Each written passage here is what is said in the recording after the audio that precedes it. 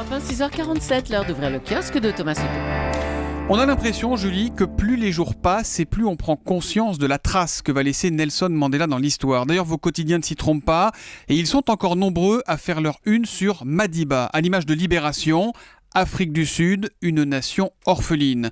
De La Croix aussi, la ferveur d'un peuple, ou encore de l'Humanité qui propose une double page en couverture et qui cite Nelson Mandela. Nous ne sommes pas encore libres, nous avons seulement atteint la liberté d'être libres. Notez que Paris Match sort en avance son numéro de cette semaine et on en apprend un peu plus sur l'homme tellement volubile quand il s'agissait de porter son combat, tellement secret sur tout ce qui touchait à son intimité. Ainsi, lui qui avait été privé de musique pendant ses 27 ans de prison, avait confié à l'hebdomadaire il y a quelques années que son plus grand plaisir, c'était de regarder le soleil se coucher en écoutant Handel ou Tchaïkovski. Mais la plus belle photo, c'est sans doute celle choisie par le Wall Street Journal.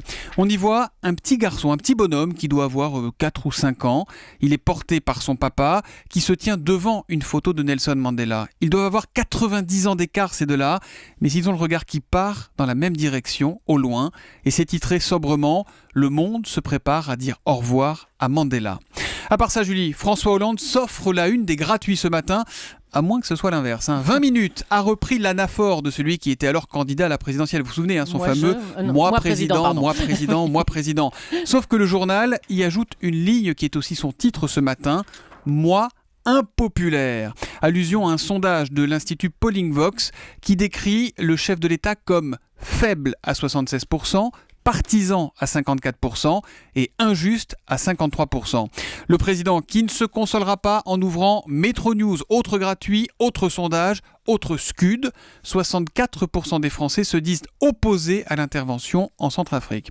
Et puis Julie, au fait, je vous recommande pour vous tout particulièrement, aujourd'hui en France ce matin, regardez la une, Do you speak encore français ? Le quotidien fait 2 pages sur ces anglicismes qui envahissent notre quotidien.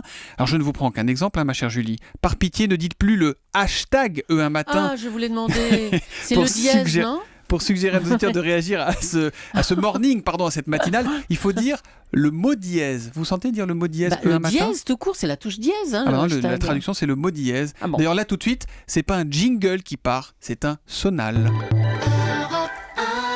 Europe 1, 7h10. Ce sonal nous emmène à la une des régions, votre rendez-vous quotidien avec les régions et avec Marion Calais. Bonjour Marion. Bonjour Thomas. Aujourd'hui, Cap au Sud. Ah oui, pour la reconversion toute proche d'un immeuble mythique à Marseille. Il a vu défiler Tani Legrand, Francis le Belge et autres noms imagés de la French Connection. Il a vu les mafieux céder la place aux caïds des cités et on y parle encore aujourd'hui.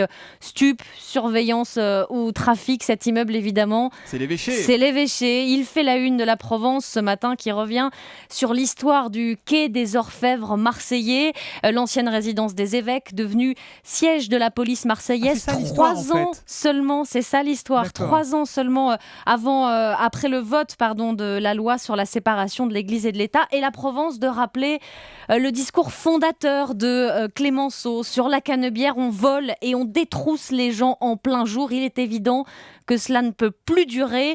Nous sommes au début du XXe siècle. On parle déjà effectif et budget en hausse pour les fonctionnaires marseillais. Et 107 ans plus tard, avec des annonces de renforts qui là encore se succèdent, l'évêché est surpeuplé, dit le journal, obsolète, vieillissant, il n'est plus adapté, et la Provence d'évoquer un transfert prochain vers un ancien hôpital du centre-ville. Les autorités auraient décidé d'accélérer le mouvement. Seul problème, le financement. 100 millions d'euros serait nécessaire. Peut-être que là, l'immeuble de l'évêché pourra servir. Et ce matin, la Provence ne nous dit pas à quoi il va servir. Quelle serait sa reconversion ? Non, pas encore. Ça, on va suivre tout ça de près. C'est donc à lire dans la Provence. Merci beaucoup, Marion Calais.